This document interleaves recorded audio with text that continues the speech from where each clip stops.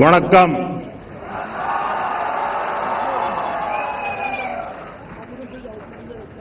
இனிய பொங்கல்,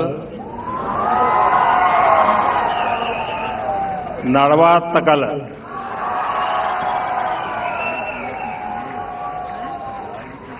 आज पोंगल एक ग्लोबल फेस्टिवल बन चुका है. दुनिया भर में तमिल समुदाय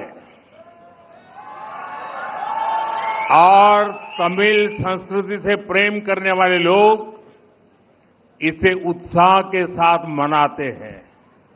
उसमें मैं भी एक हूं.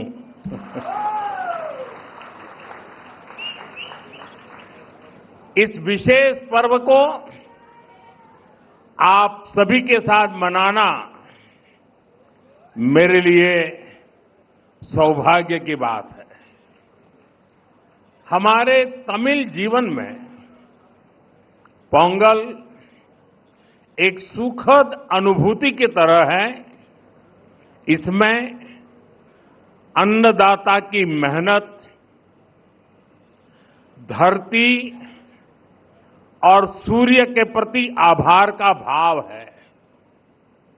साथ ही ये पर्व हमें प्रकृति, परिवार और समाज में संतुलन बनाने का रास्ता दिखाता है. इस समय देश के अलग अलग हिस्सों में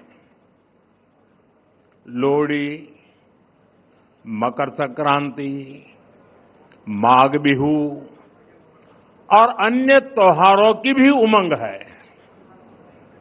मैं भारत और दुनिया भर में रहने वाले सभी तमिल भाई बहनों को पोंगल की और सभी पर्वों की बहुत बहुत शुभकामनाएं देता हूं. साथियों, वैसे मेरे लिए ये भी बहुत सुखद रहा है कि पिछले वर्ष मुझे तमिल संस्कृति से जुड़े कई कार्यक्रमों में शामिल होने का अवसर मिला. मैंने तमिलनाडु में 1000 साल पुराने गंगईकोंडा चोलापुरम मंदिर में पूजा की.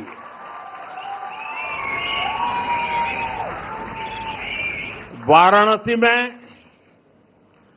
काशी तमिल संगमम के दौरान सांस्कृतिक एकता की ऊर्जा को पल पल उसके साथ जहां भी रहा मैं जुड़ा रहा. मैंने उसे महसूस किया. जब मैं पंबन ब्रिज के लोकार्पण के लिए रामेश्वरम गया था तो तमिल इतिहास की महानता का फिर एक बार साक्षी बना था. हमारी तमिल संस्कृति पूरे भारत की साझी विरासत है. इतना ही नहीं, पूरी मानवता की ये साझी विरासत है. मैं एक भारत श्रेष्ठ भारत की जिस भावना की बात करता हूं उसे पोंगल जैसे पर्व और सशक्त बनाते हैं. साथियों, दुनिया की लगभग सभी सभ्यताओं में फसलों से जुड़ा कोई न कोई उत्सव मनाया जाता है. तमिल संस्कृति में किसान को जीवन का आधार माना गया है. तिरुकुरल में कृषि और किसानों पर विस्तार से लिखा गया है. हमारे किसान राष्ट्र निर्माण के मजबूत साथी है. उनके प्रयासों से आत्मनिर्भर भारत अभियान को बहुत मजबूती मिल रही है. केंद्र सरकार भी किसानों को सशक्त बनाने के लिए प्रतिबद्ध होकर लगातार काम कर रही है। साथियों, पोंगल का त्योहार हमें प्रेरित करता है कि प्रकृति के प्रति आभार केवल शब्दों तक सीमित न रहे, उसे हम जीवन शैली का हिस्सा बनाएं। जब ये धरती हमें इतना कुछ देती है, उसे संजोने का दायित्व भी हमारा है।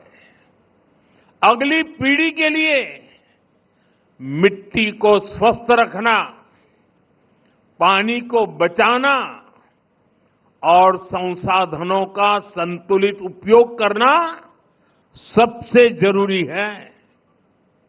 मिशन लाइफ, एक पेड़ मां के नाम, अमृत सरोवर जैसे हमारा अभियान इसी भावना को आगे बढ़ाते हैं। हम खेती को अधिक सस्टेनेबल और पर्यावरण के अनुकूल बनाने के लिए निरंतर काम कर रहे हैं। आने वाले समय में सस्टेनेबल खेती के तरीके,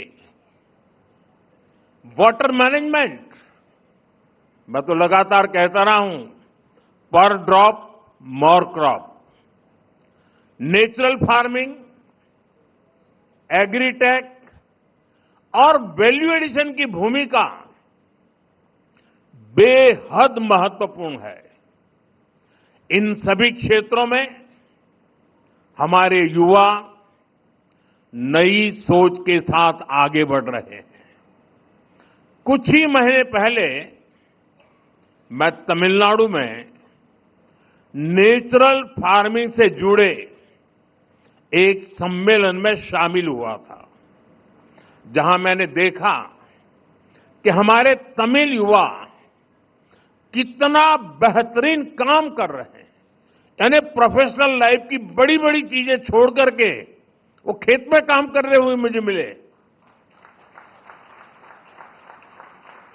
मैं खेती से जुड़े अपने युवा तमिल मित्रों से आग्रह करता हूं कि वे सस्टेनेबल खेती में क्रांति लाने के इस अभियान का और विस्तार करें। हमारा लक्ष्य ये होना चाहिए कि हमारी थाली भी भरी रहे, हमारी जेब भी भरी रहे और हमारी धरती भी सुरक्षित रहे। साथियों, तमिल संस्कृति दुनिया की सबसे प्राचीन जीवित सभ्यताओं में से एक है। तमिल संस्कृति सदियों को जोड़ती है।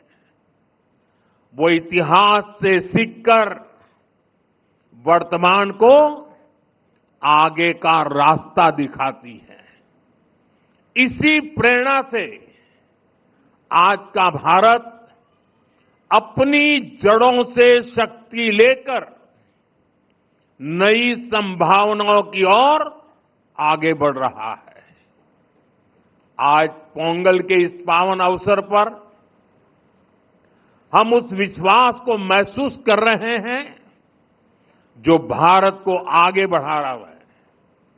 एक ऐसा भारत जो अपनी संस्कृति से जुड़ा है, अपनी धरती का सम्मान करता है और भविष्य को लेकर भरोसे में भरा हुआ है। इनिय पोंगल नलवा कड़कतुक्कल,